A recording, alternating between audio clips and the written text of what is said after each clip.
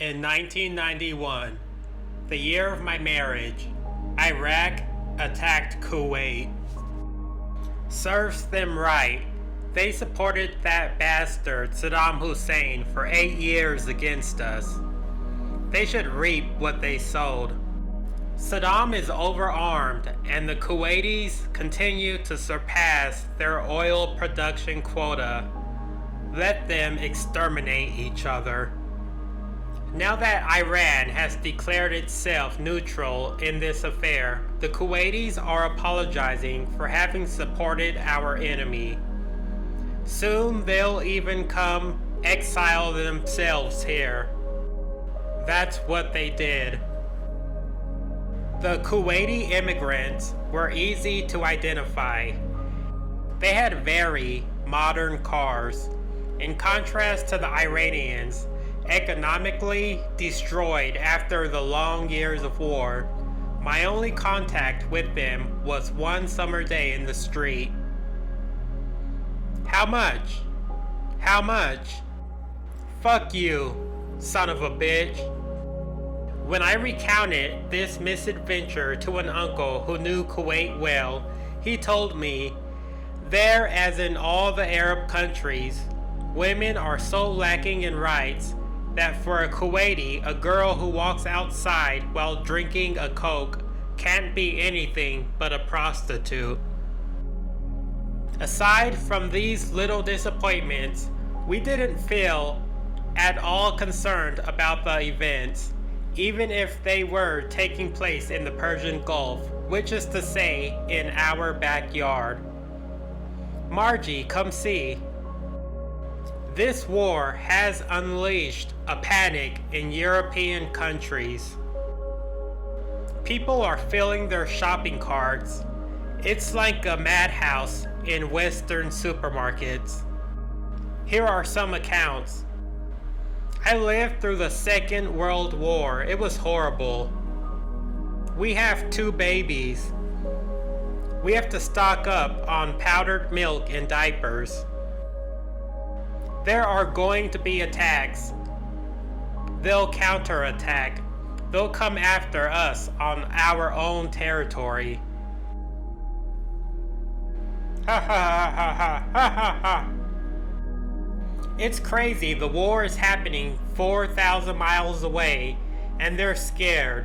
To think that they have so little to worry about that they are getting worked up about nothing.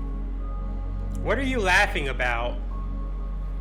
We saw some Europeans terrified by the Gulf War on TV, and Dad and I were saying that they must not have enough of their own problems. Since when have you trusted our media? Their objective consists of making anti-Western propaganda. Don't let it get to you, Mom. The Western media also fights against us. That's where our reputation as fundamentalist and terrorist comes from. You're right, between one's fanaticism and the other's disdain, it's hard to know which side to choose. Personally, I hate Saddam, and I have no sympathy for the Kuwaitis, but I hate just as much the cynicism of the allies who call themselves liberators while they're there for the oil. Exactly, just look at Afghanistan. They fought there for 10 years. There were 900,000 dead, and today the country is still in chaos. No one lifted a finger because Afghanistan is poor.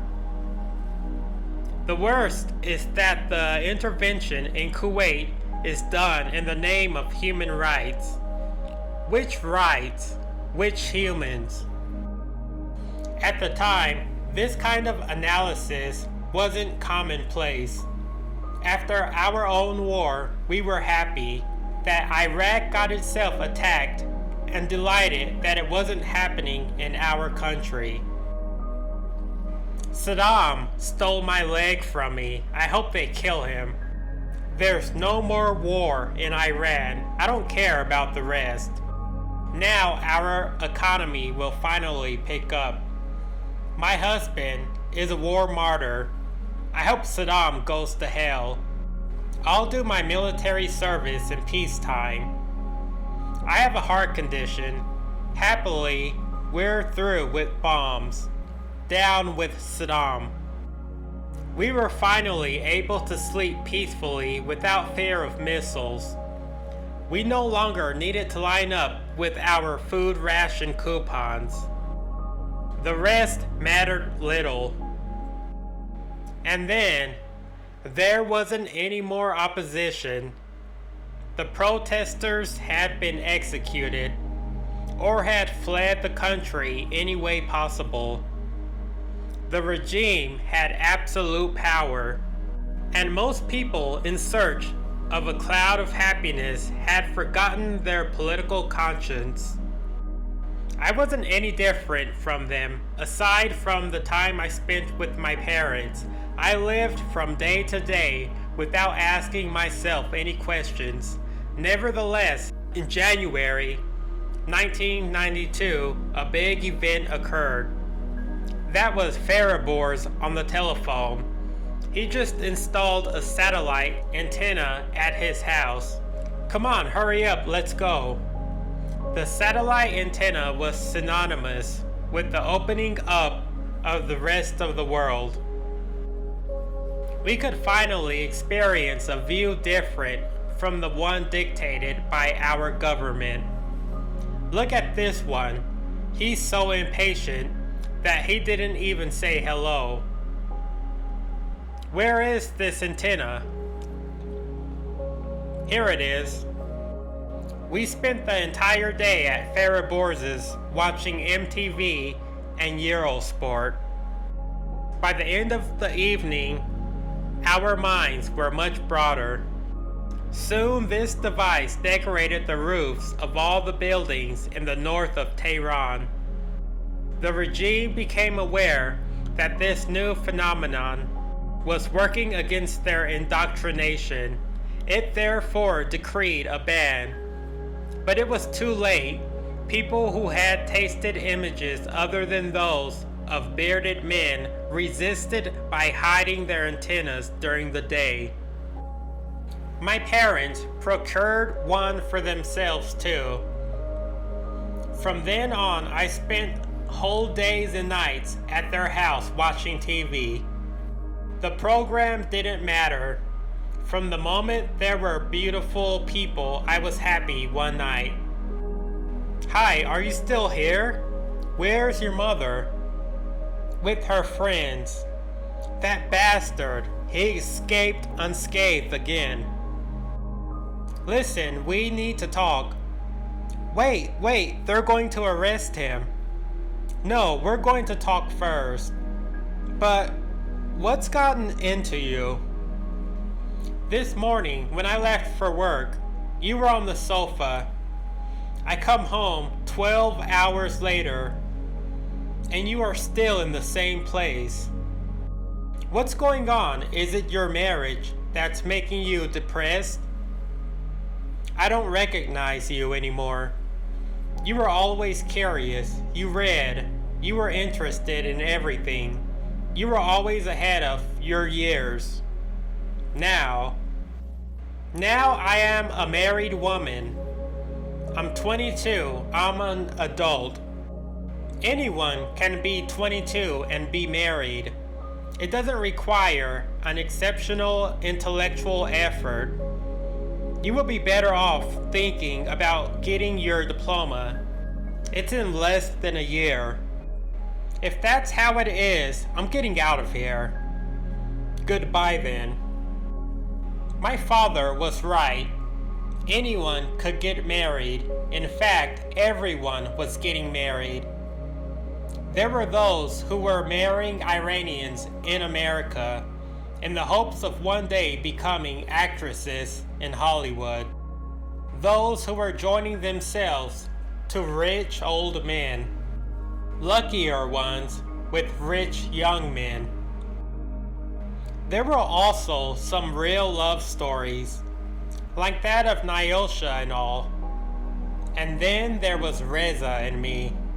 As for the single ones, they were waiting their turn. Right now I have 3 candidates. One is a doctor, but he lives in Iran. The other lives in Los Angeles, but he's super ugly. And the third is very handsome, but poor. If I were you, I'd take all 3. My father was so right that the next day I apologized to him. Dad, do you still want to talk to me? What do you think? I didn't mean to hurt you. I just wanted to shake you a little. I know, Dad, I reacted violently because you hit a nerve. Then he rushed into the library and came back with 3 books. Here, read these. There's The Secrets of the CIA, Freemasonry in Iran, and the Memoirs of Mossadegh. Oh great, cool.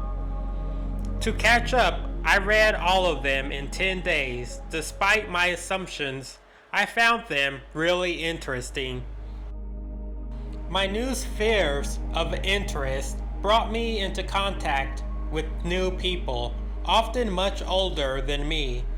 Among them, a certain Dr. M, at whose house all the intellectuals gathered on the first Monday of every month. In a country like ours, with as many resources as we have, it's not right that 70% of the population should live below the poverty line. If Mossadegh had been able to see out his project of reform, Iran wouldn't be finding itself in this situation today. It's the English and the Americans' fault. They're the ones who deposed him by organizing the coup in 1953. Maybe, but what did we do to stop them? Outsiders would never have been able to achieve their ends without certain Iranian traitors. If we want to reconstruct this country, we have to begin by admitting our own misdeeds. Pushed by my parents, encouraged by Dr. M and his friends, and also a little thanks to myself, I changed my life. Once again, I arrived at my usual conclusion. One must educate oneself.